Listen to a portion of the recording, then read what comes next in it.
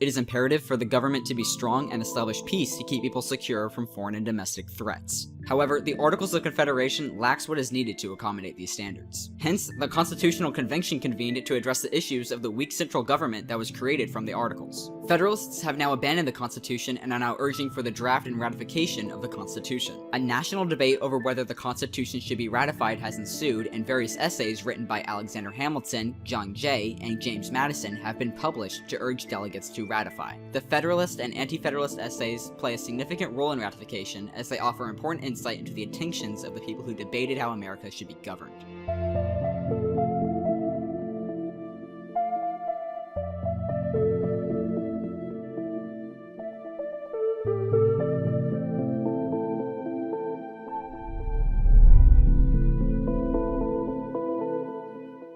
Anti-Federalists argue that the Constitution would give the government too much power and that individual freedoms would be limited. However, the Constitution outlined a great system of checks and balances designed to divide the power between the three branches of government and preserve the rights of the people and states. Checks and balances are a principle of government by which separate branches are empowered to prevent actions by other branches, ultimately ensuring that no one person or department has absolute control over decisions. Anti-Federalists also favor strong state governments with a weak central government. Unfortunately, this is where the Articles of Confederation failed. There was no power to enforce laws, no branches of government, no one to appoint ambassadors or make treaties, and America was severely unprotected. That is where the need for a constitution becomes much more apparent. The Constitution would give the federal government more power to tax, assemble a military, and control the economy between states.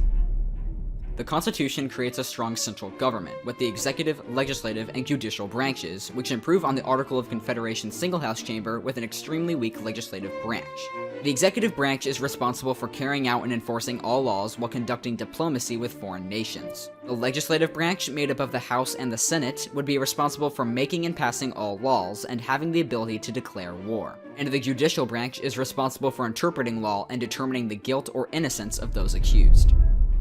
Anti-Federalists are most concerned with the protections of civil liberties. The Constitution is the law of the land, as no other law can contradict it. It is a flexible and living document, as it always allows for change in the government through amendments, such as the first 10 amendments known collectively as the Bill of Rights. James Madison once stated, "The people are the only legitimate fountain of power, as it is from them that the constitutional charter under which the several branches of government hold their power is derived." Meaning, the people have an influence in government as we are represented by people whom we elect.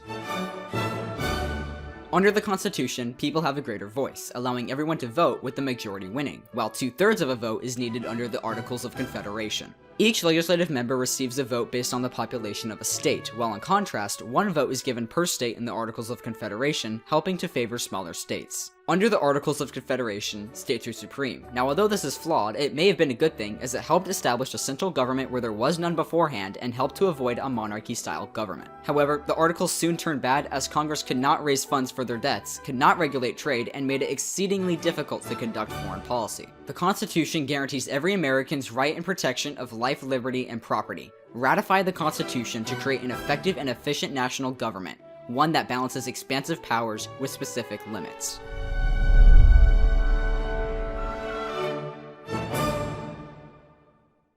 Federalists have now Federalists